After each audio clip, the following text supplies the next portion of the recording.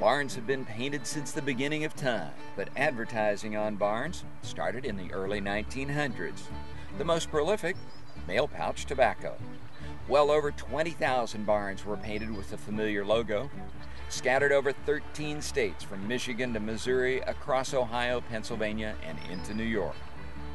That era of barn art came to an end in 1969, but those remaining were designated as national landmarks, so there are still many painted barns in various states of repair scattered across the eastern hillsides.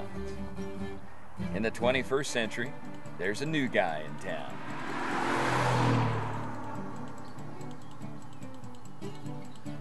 Yeah, well, most people when they're driving down the road, they might just see an old barn like this, but when I'm driving by, I kind of look at it like a canvas, because that's something for me. This is what I do. I can put a different logo or something on there. And so when I see it, I'll think, will this work there? Would that work there? That'd be neat if I would get the opportunity to paint on that barn. I just wanted to see how big I could draw something out, because I was always able to do small signs, and even painted the football field at the high school where I was from, and thought, well, how big can I do it? And my dad was kind enough to let me put a logo in his barn, and thought, what am I going to put up there? And so around here, High State Buckeyes are pretty big, so I painted that logo on the barn, and it turned out pretty well. My grandfather took a picture of it. I didn't know he was doing this. He took it to the local newspaper. They liked it well enough to put on the front page. And the week it was in circulation, the Ohio Bicentennial Commission, which was just kind of forming and coming together back in '97, a lady was in the area and happened to see that on someone's desk while doing some other business, and thought, wow, that'd be great to help get us started and promoted, and took it back to Columbus and showed it to them, and they called me in there, and next thing you know, I had a contract to do one barn in every county in the state of Ohio. 88 counties, one barn each. It took him 4 years to finish the job. The idea was such a success, all sorts of posters and other products were made. Even several books were published on the barns he painted. In this county, he had to paint 2 barns, since one was destroyed by a tornado when he took a break for the evening because of an approaching storm. With a little twist of luck, Scott Hagan is in business as a barn artist, complete with a self-promotion on Interstate 70. His current project, 20 quilt patterns in Monroe County.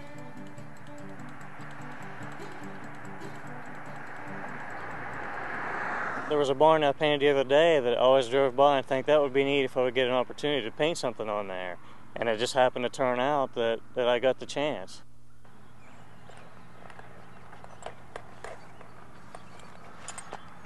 But we need to get the 4th one out of the way and before we can get the 20th out of the way.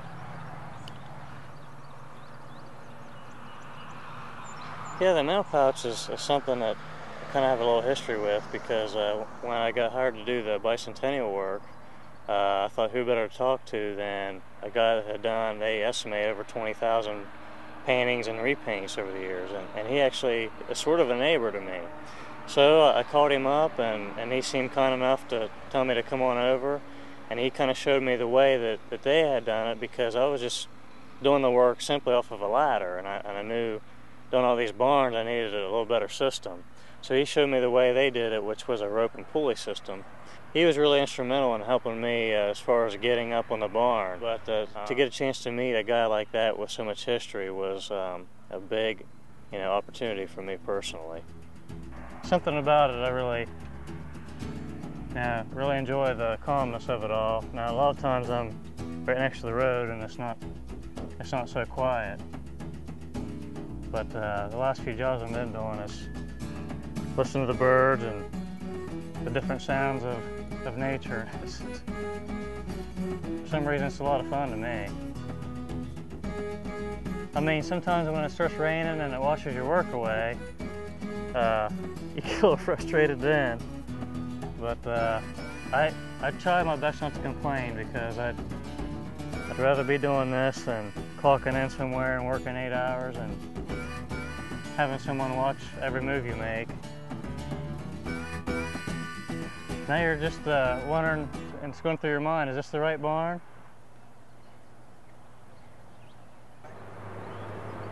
Yeah, the way I understand, there's an average of 3 barns. I'm not sure if it's a day or per week.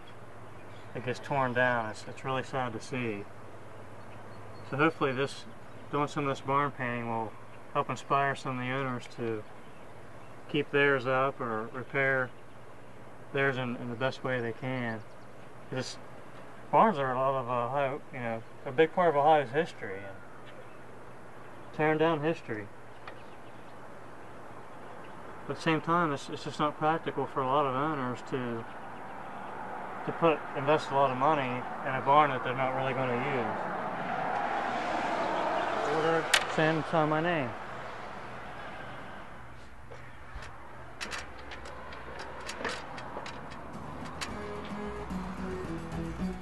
I'm just going to put which number in the order, send, sign my name.